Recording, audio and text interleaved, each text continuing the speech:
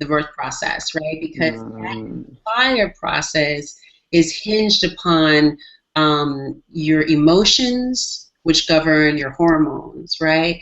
And so mm, if you're in right relationship with your body, if you're feeling supported, if you're sort of open, I usually see that pathway of being one that's with the least amount of obstacles. Now, this is all like generalization, but really true in fact, right? mm, Then I see ones where there's like everything is planned out, everything is exact, everything is just so there, where there's like tightness and tension, and it seems to forecast obstacles, right? mm, So it's sort of like when we think about, and I talk to couples, I'll say, you know, when we're preparing, right? Because we're not planning, but we're preparing.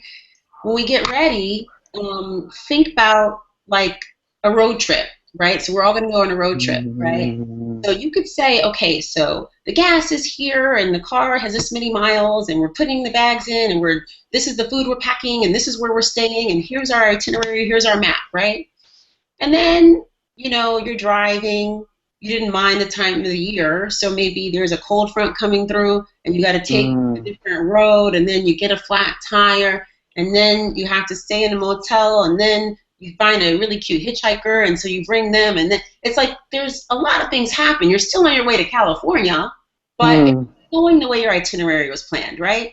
So if you mm, just say like, look, we're just going to go to Cali, we're just giving ourselves space and we're just going to see what happens. We have a map, right? But we're just going to like flow and see what happens. The people who sort of are like that, they give themselves time and space and breathing room and not a lot of restriction, usually have satisfaction at the end of their trip because they had, mm, a journey that was filled with adventure and sightseeing and not like rigid and like we have to do this within this time frame, right? That creates like friction and tension and makes it less pleasurable, but also you come up against obstacles because nothing is just destined to go right. When you're driving 3,000 miles across country, there's just going to be things that happen. And that's same with birth, right. right? Like everything could happen the way you plan, and nothing could happen the way you plan. But that's the really interesting thing is that the body is wild, right? And this is what's so interesting about, Mm, medicine is that, when you're looking at, you know, like doing a triple bypass surgery or something, you know how long that takes. You know how long it takes to, stitch up a wound or whatever. But you do not know how long it takes for a baby to make their journey here because that is up to the mother's soul and the baby, right? That is mm, the mother and the baby. And that is contingent upon her feeling safe.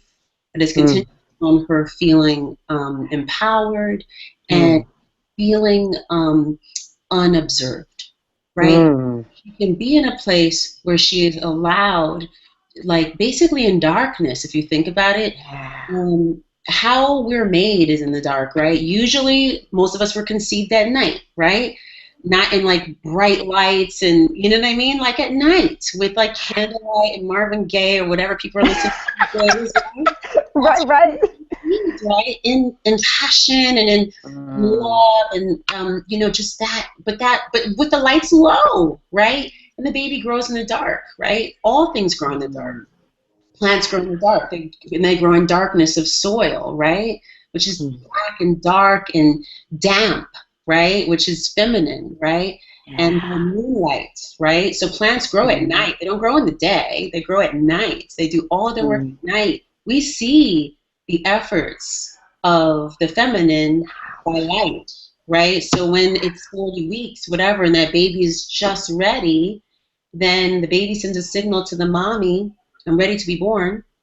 Boom, right? Then we see, right, through that masculine process of expansion, and right, we see Mm, through the feminine. So I see it as like it's a cosmic dance. And so mm, if you can be really fluid within that and trust that you can't mess it up, like you're not going to be the first person that was put on the planet that could somehow turn this process around after millennia, right? mm.